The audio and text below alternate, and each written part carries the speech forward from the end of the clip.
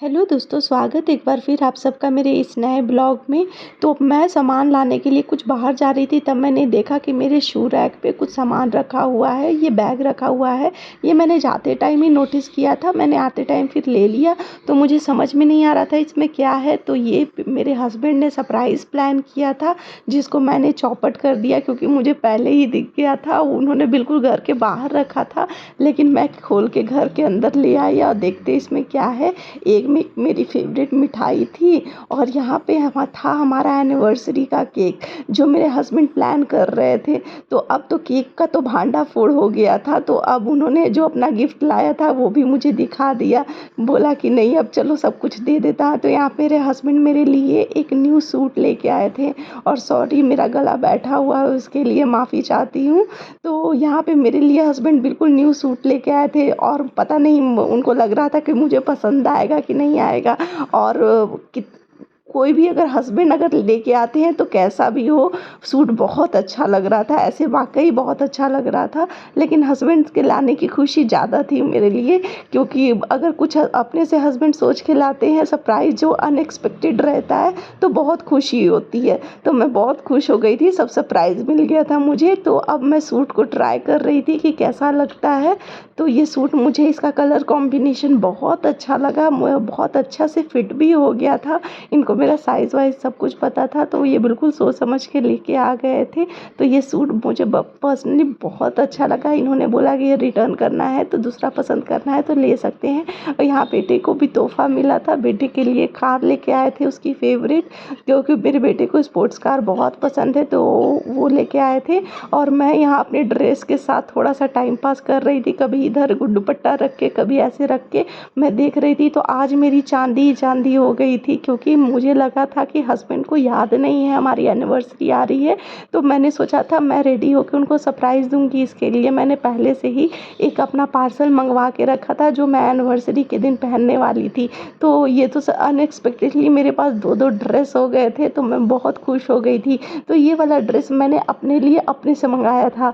तो ये वाला ड्रेस भी बहुत अच्छा आया था। इसको मैंने एक फेसबुक के पेज से मंगाया था, और इसका भी कलर मुझे बहुत अच्छा लगा था। ऐसे मेरा रेड फेवरेट कलर है। मुझे रेड ड्रेस बहुत अच्छा लगता है, क्योंकि मेरे पे सूट करता है। कोई भी कलर जो मेरे पहनने के बाद मेरे चेहरे पे सूट करता है, वो कलर मेरा फेवरेट हो जाता है। तो इसका कलर रेड था, और यहाँ पे बहुत अच्छा वर्क वाला सूट था, और इसका बनारसी दुपट्टा था। तो ये मेरे पास डबल बम्पर ऑफ़र हो गया था। मैंने सोचा नहीं था कि 2 हो जाएगा, क्योंकि मैं मंथ में एक सूट लेती ही लेती हूँ। मुझे बहुत अच्छे लगते हैं ऐसे 3 पीस वाले सूट। और अब 12 बजने ही वाले थे, अब हमारा एनिवर्सरी का दिन आने वाला था। तो अब हम लोग केक काटने के लिए रेडी हो रहे थे, और प्रियांश हो गया था सुपर एक्साइटेड। तो अब हम लोग केक को अनपैक करने वाले थे, और बैठ के हम लोग केक काटेंगे। तो मेरे बेटे को ये सब चीज़ होती है तो बहुत एक्साइटमेंट होता है, लेकिन उसको लग रहा था कि उसका बर्थडे नहीं है, तो एनिवर्सरी है। तो उसने एनिवर्सरी वाला टैग ही उखाड़ दिया, और उसको बोला कि मैं खा जाऊंगा, इसमें हैप्पी बर्थडे नहीं है। तो उसके बाद फिर मैंने उसे डांटा, तो उसने तो रखा वापस। उसके बाद हस्बैंड भी थोड़ा अपना पेंटिंग कर लिए कि मैं भी फ़ोटो खिंचवाऊंगा। तो फिर फाइनली हम लोग का टाइम आ चुका था, 12 बज चुके थे। अब हम लोग केक काटने के लिए रेडी थे। तो अब हस्बैंड ने बोला कि नहीं, मैं वीडियो रिकॉर्डिंग करूँगा, आप लोग काटिए। और बेटे को था कि उसे काटना ही था, तो मैंने बोला ठीक है, मैं ही काट देती हूँ, क्योंकि एनिवर्सरी।